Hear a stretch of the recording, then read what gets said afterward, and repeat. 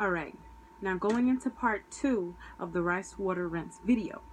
Alright, so here I have a list of questions, and it's from all of you, all the viewers, and wanted to know different things about the rice water rinse. Without any further ado, let's get started. Alright, so question number 1.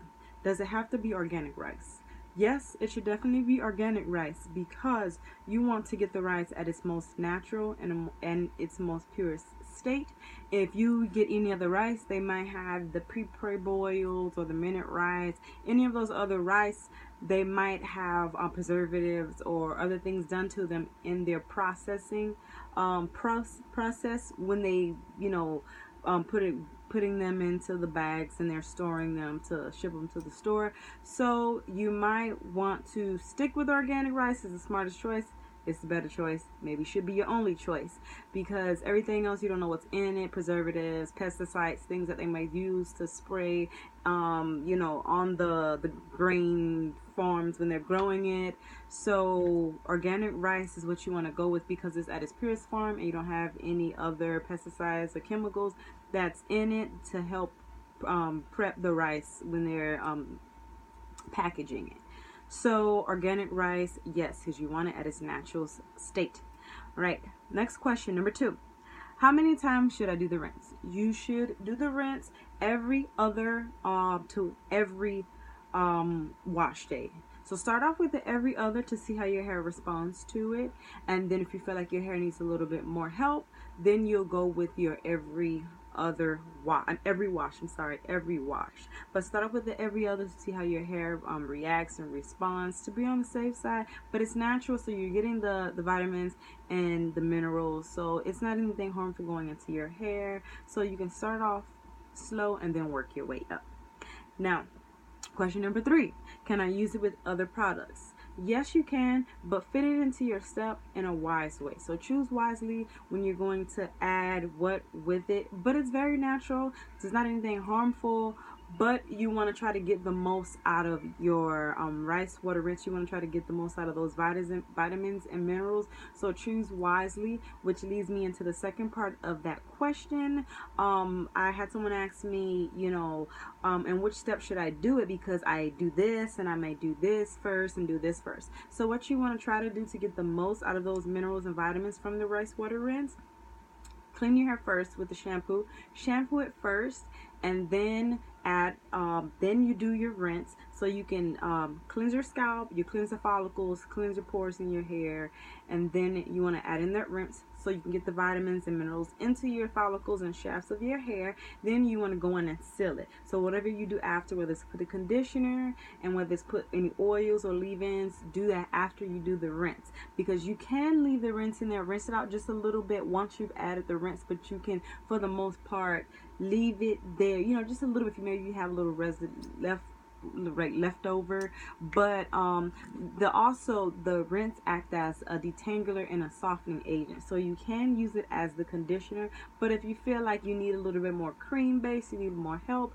then you can add in a regular conditioner.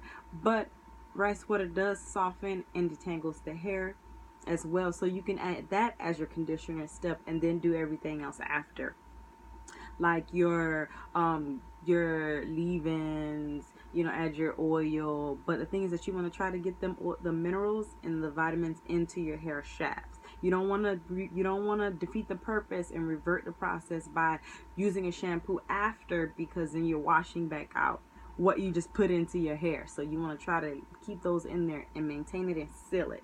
All right, so now question number 4, if I'm not mistaken: can it ferment in the refrigerator? So the fermentation process, that's basically that is recommended, I should say, that you leave it sitting out room temp. Because the thing is that when you refrigerate it, what that does, the refrigeration and the coolness slows down that fermentation process. This is why we put food in the refrigerator, to preserve that cool air, preserves our food, right? So if you put the rice into it, it's gonna take even longer to create that process. So leaving it out basically speeds up that process. And so you don't want to be sitting there for a whole week trying to wait for your rice to be made, your rinse to be made. So basically leaving it out speeds up that process, and then it doesn't slow down, and then to keeping at room temp, you get the most out of the extractions of the vitamins and the minerals.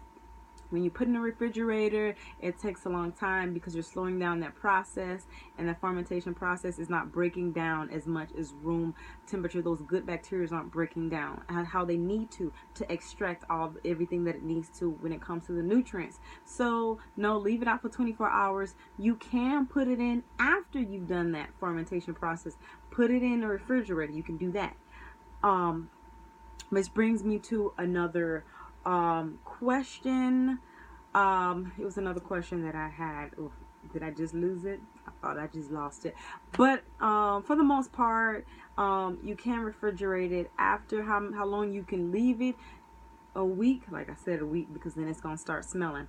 And actually, on that note, you can actually add an essential oil that has a really good smell to it. So if you've made your rice water rinse, and you may store it in a spray bottle or a container, what you can do is add a few drops of lavender oil, like the natural essential lavender oil, to give it a good smell too. If you don't care too much for the smell, you can add in a good essential oil that has a good smell to it. So that's what I like to do, or what I started doing actually.